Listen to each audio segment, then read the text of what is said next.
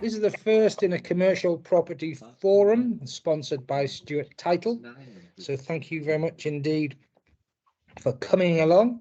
The purpose of today is to discuss whatever you want to discuss. These events will be held on a monthly basis. The idea is that we'll share and discuss topics, come up with what we think is good practice, look at resources, look at what's causing problems, and attempt to provide solutions as a group. But where that isn't possible, I'm quite happy to go scurrying off to try and find solutions and to try and find answers wherever possible. Kelly from Stuart Title is with us. Robert, we were talking the other day about right to light, and you were telling me how significant right to light title indemnity insurance is for you. And what I'd like you to do, if you could, is just spend a minute or two sharing, as it were, the sorts of right to light issues that you're being met with and you're dealing with. So that would be really useful as a starting point today, if you don't mind. Yeah, of course, Ian. Historically, right to light has really been concerned with the big developments, the very big ones we see in built-up city centres. So City of London, obviously, we get a lot there, some of the major provincial cities as well.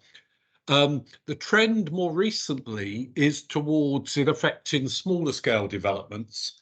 And I think we saw last year the RICS produced a new consumer guide on rights to light, which was effectively encouraging or reminding people of their rights and how to enforce them. And also there has been a growth in what would be called claims farmers. They're surveyors who are telling people what their rights are when they see developments. So the nature of rights to light is changing to that extent. It still is obviously relevant in the major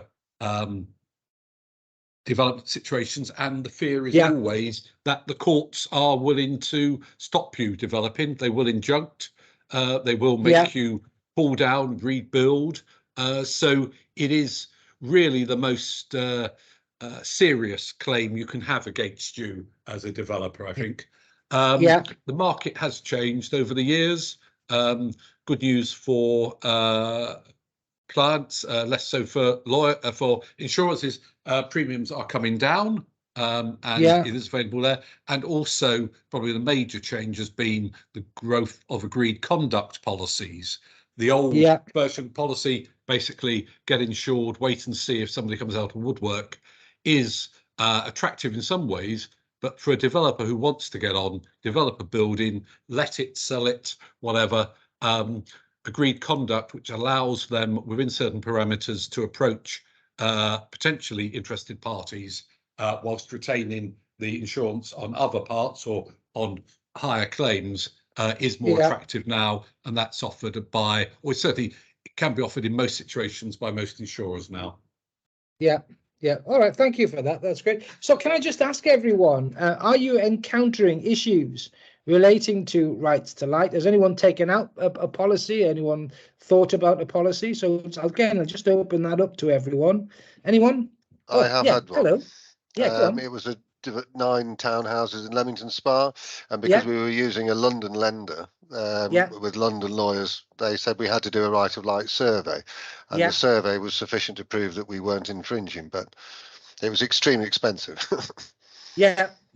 And again, I think that the issue there is that certainly because of the cost, people, practitioners do think, well, it's only relevant to sort of the big developments. But that's a great point. Relatively small development that you wouldn't normally think would be an issue, it becomes an issue courtesy of lender and lenders' lawyers. That's fine.